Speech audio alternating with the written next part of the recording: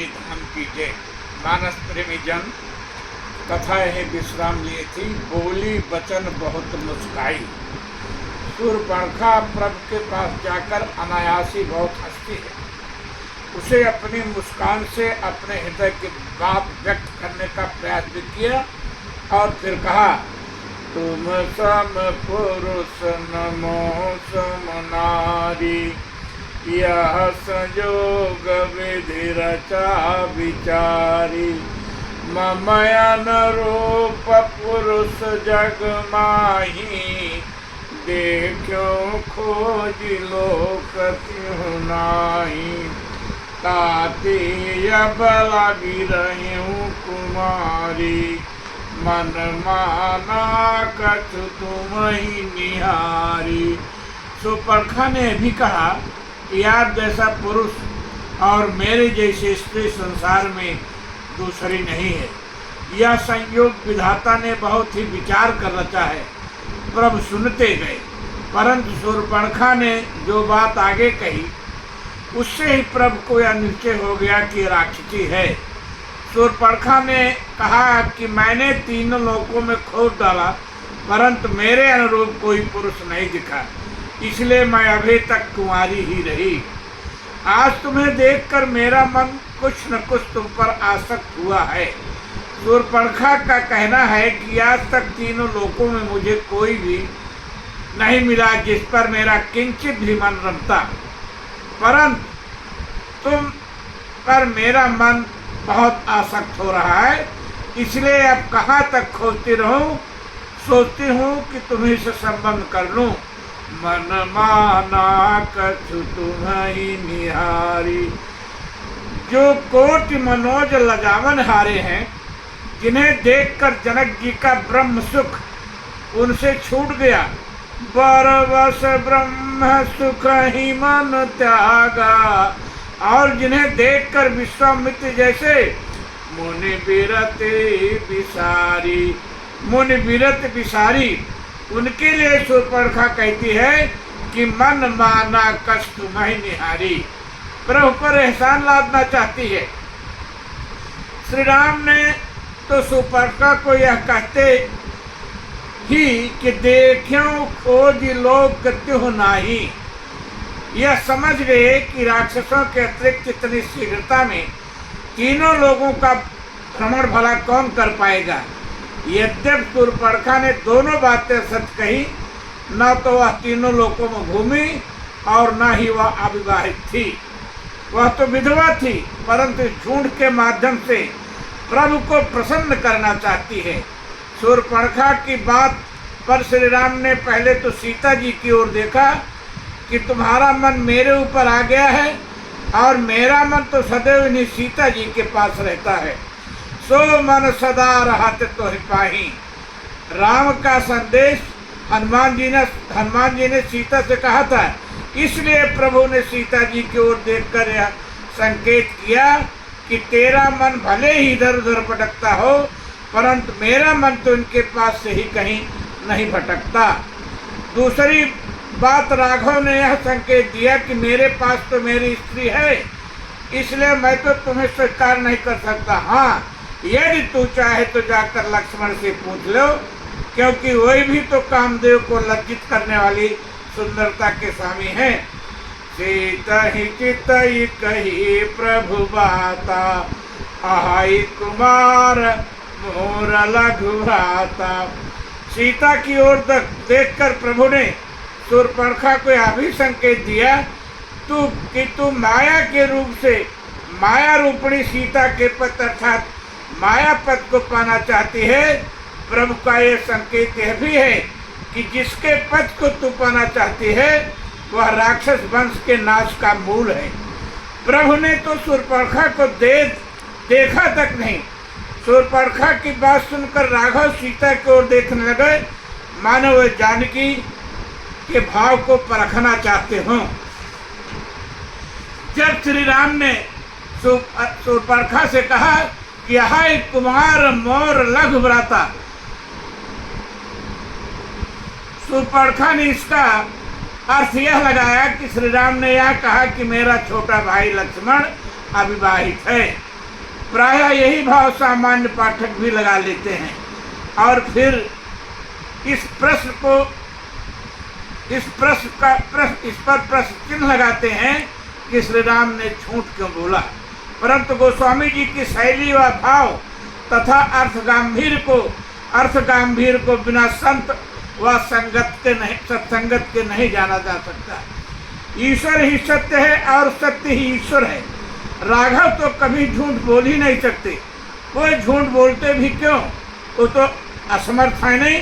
झूठ तो असमर्थ लोग बोलते हैं। सर्वसमर्थ श्री राम को झूठ बोलने की कभी आवश्यकता ही नहीं हुई। राजाओं के यहाँ पुत्रों को राजकुमार या कुमार विवाह के बाद भी कहा जाता है। यही नहीं, श्री राम व लक्ष्मण को विवाह के बाद कई स्थानों पर कुमार कहा गया है। जैसे यही विधि सब ही देत सुख आए राज दुला, यही विधि सब ही देत सुख आए राज दुआर, मुदित मातु पर छन करही बंधु समेत कुमार, बंधुन समेत कुमार। यहाँ विवाह के बाद श्री राम व अन्य भाइयों को कुमार कहा गया है। यही नहीं, आगे भी देखें, तीन पर कुंवर बैठारे, यह सब भी राजा के पुत्रों के लिए ही प्रयुक्त किया जाता है। दूसरी बात, प्रभु ने यह कहा कि जिसकी सुंदरता से मार कामदेव भी लज्जित हो जाए, ऐसा मेरा छोटा भाई है, उससे जाकर पूछ लो। तीसरी बात, प्रभु भी तो सठे साठ्यम समाचरित की नीति अपना रहे हैं। आखिर क्षत्रिय हैं, नरलीला कर रहे हैं। जब शूर्पणखा विवाहित होकर अपने को कुंवारी कह सकती है, तो प्रभु ने यदि उसको उसी के अनुसार जवाब देकर लक्ष्मण को, जिनके पास इस समय स्त्री नहीं है, कुंवारा कह दिया तो क्या गलत किया। प्रभु ने कहा जैसे तुम कुंवारी हो वैसे मेरा भाई भी कुंवारा है, जाकर उससे पूछ लो। प्रभु तो सबके उर अंतर्वसो जानह भाव कुभाव, वे तो सब के हृदय को जानते हैं। जब शूर्पणखा ने देखा कि श्री राम ने तो मेरी ओर देखा तक नहीं, बात सीता की ओर देखकर कर रहे हैं, तो उसने सोचा चलो इसकी इच्छा नहीं है तो न सही इसका छोटा भाई है, उसी से चल के बात करते हैं। शूर्पणखा तो प्रभु ने लक्ष्मण के पास इसलिए भी भेजा कि तेरा चयन गलत है, तू दुष्ट हृदय है, तेरा हृदय सर्पणी की तरह है, दारुण जस अहिनी। तो सर्पणी की शोभा सर्प के पास है, इसलिए मेरा भाई 1000 फण वाला सर्प है, शेषनाग का अवतार है। तू वहीं जा, तेरा संयोग वहीं अच्छा रहेगा। राम की बात सुनकर शूर्पणखा राम के पास गई। लक्ष्मण रिपुभगिनी जानी, गई लक्ष्मण रिपुभगिनी जानी, प्रभु बिलो की बोले मृदुवानी, सुंदर सुन मैं उनकर दासा, पराधीन नहीं तो रसुपासा, प्रभु समरथ कौशलपुर राजा, जो कछु करहि वो नहीं सब साजा। शूर्पणखा जब लक्ष्मण के पास गई तो लक्ष्मण जी ने शूर्पणखा के व्यवहार से यह समझ गए थे कि यह सब घर की स्त्री नहीं हो सकती, यह निश्चित रूप से राक्षस की ही पत्नी होगी। राक्षस प्रभु राम व लक्ष्मण के शत्रु हैं, इसलिए लक्ष्मण ने शूर्पणखा को अपने शत्रु की बहन समझकर बिना शूर्पणखा के देखे राघव की ओर देखते हुए प्रभु बोलो कि लक्ष्मण जी बोले श्री राम की ओर देखने का कारण यह था कि माया से बचना है तो प्रभु को देखते रहो, तुमसे प्रभु ही बचा सकते हैं। इसलिए लक्ष्मण जी श्री राम की ओर देखकर शूर्पणखा से बोले सुंदरी।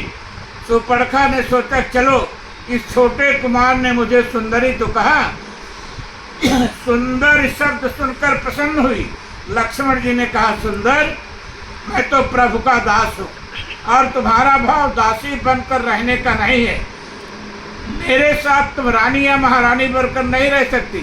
मैं तो प्रभु का दास हूँ अर्थात सेवक हूँ, उनका नौकर हूँ। इसलिए मेरे साथ संयोग बनाने से तुम्हें नौकरानी बनना पड़ेगा। मैं प्रभु के अधीन हूँ और तुम स्वाधीन हो, स्वेच्छाचारिणी हो, इसलिए हमारा तुम्हारा संयोग नहीं बन सकता। हाँ, प्रभु सामर्थ्यवान है, वो चाहे तो सब कुछ कर सकते हैं। लक्ष्मण जी की यह बात सुनकर शूर्पणखा फिर प्रभु के पास गई तो प्रभु ने उसे फिर लक्ष्मण के पास भेज दिया। पुनि फिर राम निकट सो आई, प्रभु लक्ष्मण पहि बहुर पठाई। अब की बार तो लक्ष्मण जी ने सीधे सीधे मना ही कर दिया और थोड़े से शब्दों में यह कह दिया कि लक्ष्मण कहा तो ही सो बरई, लक्ष्मण कहा तो ही सो बरई, जो तिन तोरी लाज परिहरई। इधर से उधर से इधर जाकर शूर्पणखा का धैर्य टूट गया और उसे क्रोध आ गया। वह खिसिया गई और उसने असुर रूप में श्री राम के पास पहुंची तथा भयंकर रूप रखकर सीता की ओर झपटी। इसी के कारण राम ने मेरा वर्ण नहीं किया, जब यह नहीं रहेगी तब तो करेंगे। तब खिसियान राम पही गई, रूप भयंकर प्रगटत भई। बस अब यही कथा विश्राम लेगी। ओम भवानी धाम की जय।